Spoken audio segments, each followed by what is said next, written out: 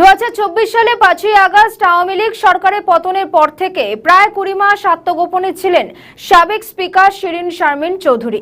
গত 7ই এপ্রিল ধানমন্ডি থেকে তাকে গ্রেফতার করা হলো মাত্র 6 দিনের মাথায়, অর্থাৎ 12ই এপ্রিল তিনি জামিন পেয়ে জেল থেকে মুক্তি পান। জুলাই আন্দোলনের হত্যা মামলায় যেখানে আওয়ামী লীগের অন্যান্য শীর্ষ নেতাদের মাসের পর মাস রিমান্ড ও কারাগারে থাকতে হচ্ছে, সেখানে শিরিন শারমিনের এই দ্রুত মুক্তি রাজনৈতিক মহলে নানা প্রশ্নের জন্ম দিয়েছে। শিরিন শারমিনের হাত ধরে কি এবার আওয়ামী লীগ আবার ফিরতে পারে?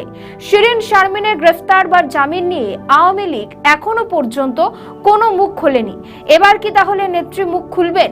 যদি রিফাইন্ড আওয়ামী লীগ আসে তাহলে তৃণমূল স্তরের নেতাকর্মীদের জন্য সেটা কতটা ভালো হবে?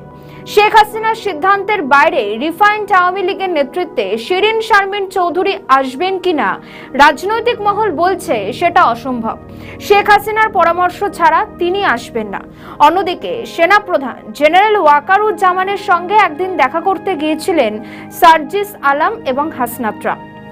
সেনাপ্রধানের পক্ষ থেকে রিফাইন্ড আওয়ামী লীগের প্রস্তাব দেওয়া হয়। সেই প্রস্তাবটি তাহলে কোন ধরনের ছিল? শেখ হাসিনার নেতৃত্ব রিফাইন্ড আওয়ামী লীগ নাকি কিংস পার্টি নামে কোনো দল?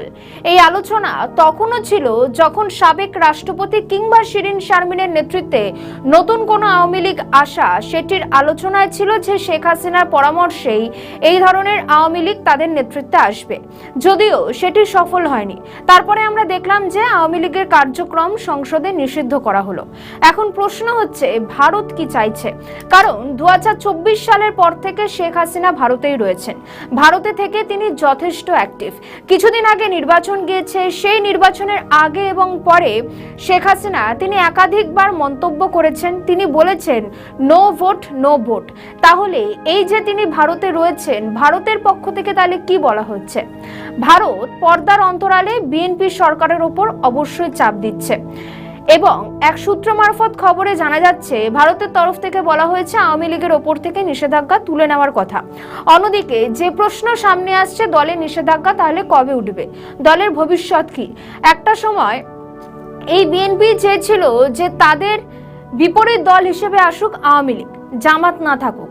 আর এখন সেই বিএনপি সরকারে এসে আওয়ামী লীগকে নিষিদ্ধ করে দিল, তা আবার সংসদে। আওয়ামী লীগ তারা তাদের কোনো কার্যক্রমে এখন আর বাংলাদেশে করতে পারবে না। আওয়ামী লীগের বহু নেতা নেত্রীরা তারা বাইরে রয়েছেন, আর শেখ হাসিনা তো ভারতেই রয়েছেন।